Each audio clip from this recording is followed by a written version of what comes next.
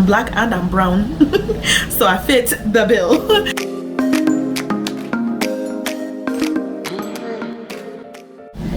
Welcome back. This is part 2 of the video, and I'm so excited to actually introduce my new segment called Sustainability Second. Now, what this is all about, there's a backstory. Okay, so y'all know that in my video titled Quitting, well, the thumbnail said quitting.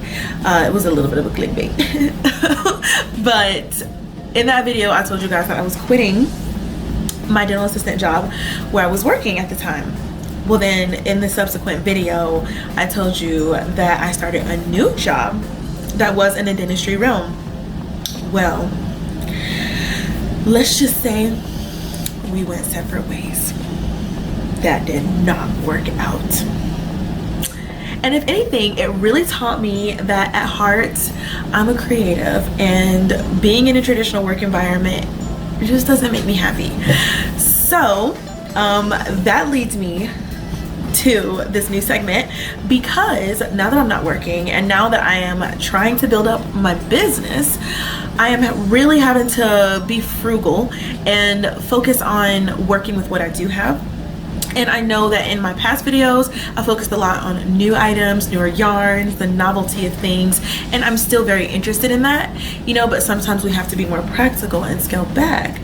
And that is what this segment is all about, among other things. So I call it the Sustainability Second because, like I mentioned in a couple of my previous videos, that I love the idea of sustainability and eco-consciousness, and really, I feel like that's the spirit of my channel anyways, is heritage and paying homage to what has come before.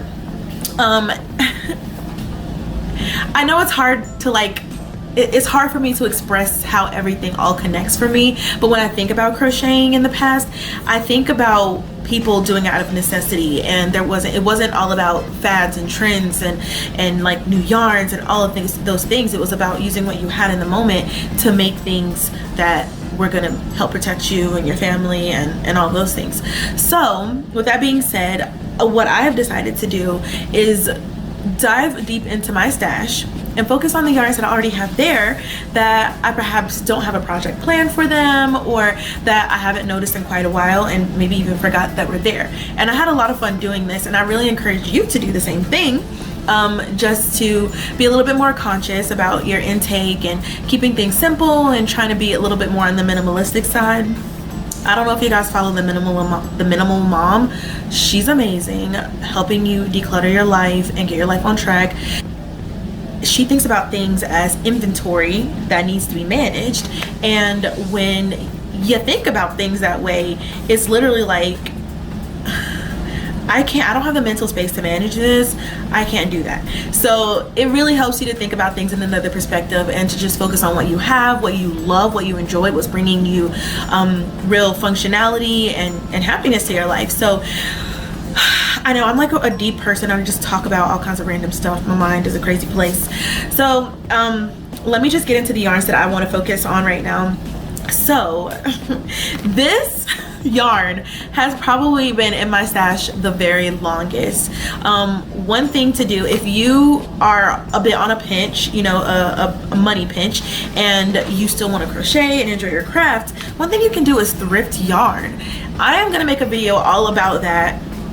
You know, what to do when you're a little bit on a budget and you still want to enjoy your craft. But one thing that I like to do is to thrift yarn, and this is what I got from one of my thrift runs a long time ago. Like, it had to be almost 10 years ago now that I got this yarn. And before a year ago, 2 years ago, my yarn stash was like all of this big in like a little tiny plastic zip pouch, and that's all that I had. And this was one of the yarns because I got it in that zip pouch, all for like $5 for like several different skeins of yarn. So this, and actually this was included. So these are 2 yarns that I'm excited to use together, and I'm thinking about making a hat with them. I think it'll be really cute, the perfect amount of yarn and colors that I love and I would love to work with. This one is super soft. I want to say this is like mohair, or is it acrylic? Nylon, acrylic, and mohair. So it's got all of those things. 50-gram ball, and this is called Peyton's Lace-Set, and it's a 2-weight yarn. They suggest a 3.25 millimeter hook. This one, unnamed, don't know. It came like that. Now, for the rest of these, they're all in hanks, and for some reason hanked yarn just really excites me. So I have these 2 yarns. I actually have another skein, but it kind of like popped open a little bit, so I didn't want to show it's not as pretty.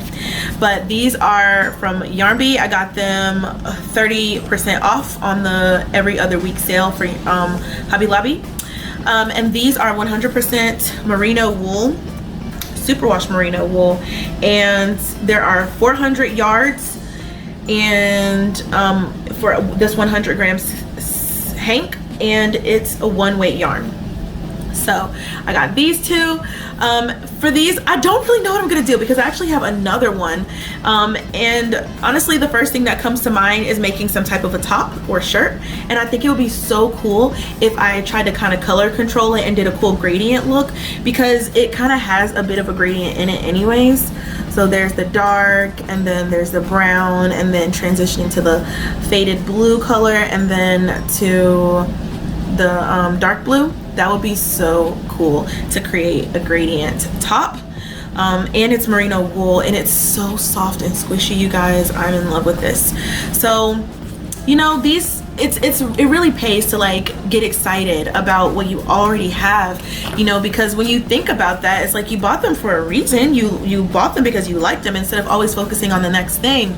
And it's hard because, you know, yarn companies, that's what they want. You know, they want us to focus on the next thing. They want us to focus on the yarns that they're coming out with, and the kits and the collaborations and all these things. And it's very easy to get caught up in the trend of it all, you know, but sometimes it pays to just go back to the basics and look into your yarn stash instead of more, bigger. To be honest, my husband and I want to go into RV living, so I'm really practicing right now for the future. So yeah, those 2 are really nice. Oh, and I should probably tell you the colorway. This colorway is called Tiger's Eye. Oh, and I don't know if you can tell, but they have these, it has these little speckles of like orange in there, and it's just such a cute little touch. Orange and blue is just one of my favorite color combinations. Love it. And I love the addition of like the khaki brown. Super cute. Okay, another yarn that I really like, and I have 3 skeins of it, or hanks. It is the Blue Sky Fibers. This is the Woolstock Light fingering yarn, and it is 100% wool, fine Highland wool, 218 yards per 50-gram hank. And that's this right here. It is this very beautiful color. I think this is called Rock Red, I want to say. Yes, Red Rock actually. So this is the hank. It's gorgeous. It's a beautiful, I believe it's a 1-weight yarn as well. Let me see. And this is a roving yarn. There you go. Oh, there you go. I think I'm learning how to do this. And this one is I mentioned it's a 1-weight as well. Yeah, it's pretty. That's really tiny. It's even tinier than the red one. So yes, and I have 3 of these, and I don't know. I'm thinking about making probably like a cowl or something, some like small shawl or something like that, like a lacy shawl or cowl or wrap or something, because I don't have anything that's like a scarf that's red, so that would be really cute to make with that. Now this next yarn I've had for a little while. I love this yarn. It's I caked one of the hanks of it because I just needed to feel how it felt in a cake and just to see it and everything. So this is the yarn. It's called HiKoo Sueno, or Sueno by HiKoo. Sueno I think means dream, and if there was a yarn that was a dream, it would be this one. It is so bouncy. It's almost like gelatin in a yarn. It's crazy. It's like if this were strawberry jello pudding. Like it feels so good. And this is 80% merino superwash and 20% viscose from bamboo. Sustainability, y'all. sustainability, the bamboo. But yeah, this is the last yarn that I wanted to feature, and I am just in love with this. Every time that I get at least 2 skeins of yarn, let me just also double check how much yarn is in here. This is 233 meters, and 255 yards for 100 gram skein or hank, and this is called Ballet slipper. Every time I get at least 2, I want to make a hat and scarf set. But to me that is so boring, and there's only so many hats that I'm gonna wear, because honestly I'm not like a huge hat wearer unless it's winter time. So I definitely want to make something wonderful with this, and this one I really don't know. So if you have any suggestions, please put them in the comments below, because you know, what do you think? Have you ever used Sueno? Have you ever used HiKoo or Blue Sky Fibers, or even Yarn Bee's merino wool in the hanks? This is the hand-dyed yarn, authentic hand-dyed yarn. So let me know. But that's pretty much all for the yarns that I wanted to show.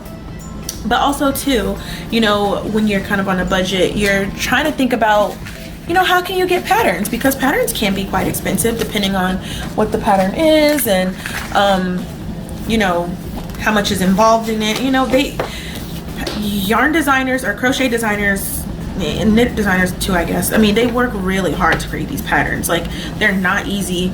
You know, it's a lot of hard work that goes into it, a lot of brain power, a lot of energy. So definitely the money, it's worth the money, you know, that you have to pay for a pattern. But you know, sometimes you just can't always swing it. So what I found are these little pattern leaflets. I've seen them, but I've never gotten them myself before, used them. So I got several of them from Michael's. They put like a bunch of new ones out, and so I'm definitely gonna try these, if not to actually create the full pattern, then just to try different techniques, because some of the techniques in here are kind of cool.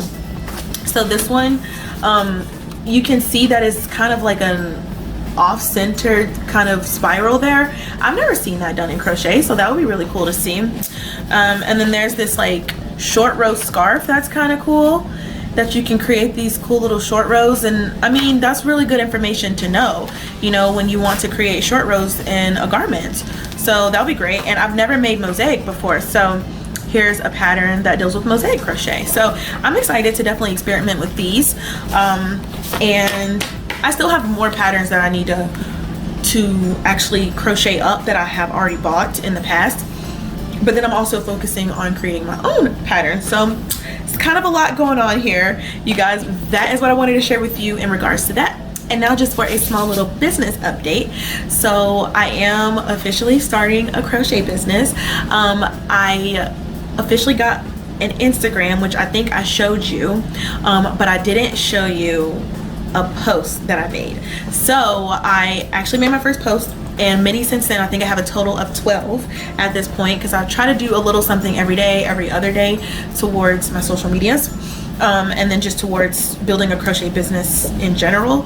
So I've been doing a lot of research, I've been doing posting, I've been screenshotting pictures of other people's posts just to get a lot of ideas and inspiration. But I've also been looking at other podcasters and just really enjoying, you know, the things that they're making and the different initiatives and kits and things that they got going on. So that's been wonderful. And you know, that's a big part of starting a business, is making sure you have a big foot into the community. I did get to catch the very tail end of some of the crochet business summits that happened. It was completely free. I didn't even know that it was completely free. But I have the information, and I'm kind of locked in for the next time that it comes around, I'll definitely be able to catch all of it. But it was really interesting, and it's really nice to see that there's even up and coming crocheters on there. Not crocheters, but crochet business owners that are up and coming, and that, you know, had spaces to speak and, you know, share what they've learned along the way.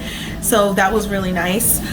I did allude in my first video to me teaching finally. I used to teach crochet all the time to children in the summertime, but now this is going to be my first time really teaching adults in a more official capacity, and it'll be at my local yarn store, which I'm so excited about. It's called Rocktown Yarns. If anybody wants to check out the website, it's really cool. But I'm going to be teaching the cardigan pattern of the butterfly cardigan, or the cluster cardigan. I call it the butterfly cluster cardigan because it literally looks like a butterfly wings. It's really nice. So yeah, that particular pattern, which I will have linked below in this video as well. And it's such an easy pattern. I'm making another one just because I really like it that much. And yeah, so that's one business development. I have applied for a grant in our area, local where I am. There's like a black and brown business owner, like a small business sort of grant and program that you can be a part of. And I'm black and I'm brown, so I fit the bill. So I hope that I can get into that. It really won't start getting off the ground as far as like, you know, getting the help from that initiative until July 1st, because that's when, you know, everybody all kind of gets together and they'll start the process of helping a person. So I'm really excited to see what that has in store. I'm excited to get my website. I've been doing a lot of research as far as different websites and places to have shops, as well as like quoting prices and all of that stuff. The biggest thing is I just don't want to make any like mistakes starting that's gonna cause problems down the line. So yeah, you know, I'm just trying to be patient and be very slow going in the process so that hopefully I can do things the right way the first time and not make a ton of business mistakes that's gonna put my business in the ground. So yeah, that's pretty much what I've been up to. I've been going like back and forth about whether or not I'm gonna get an Etsy, because people keep telling me, oh, you should really get an Etsy. Are you on Etsy? And I'm like, no, I'm not on Etsy. I don't want to navigate Etsy. I just want to get my own website and go from there, like maybe a Shopify or Wix. So I'm really not sure if I'm gonna get an Etsy or not. It just depends. But I don't know if I mentioned it as well in my first video. I think I did, but for my pattern here, I've already, you know, finished it, and I'll be making another prototype from the pattern that I actually write up to make sure that I can understand the instructions, and then I'll hand it off to somebody else to test it. Again, if you want to be a tester, let me know down below or send me an email at herhomecrochet@gmail.com for further instructions when that time comes. So yeah, this particular pattern, I am working on it. I'm so excited. It's the first one I've ever made in my life that's gonna be written in for purchase. So yeah, that's gonna be the yes, you guys, that is it for this video. I know I kind of waffled on a little bit throughout the video, but I hope you guys enjoyed it. I love you guys very much, and I can't wait to see you for the next one. Bye.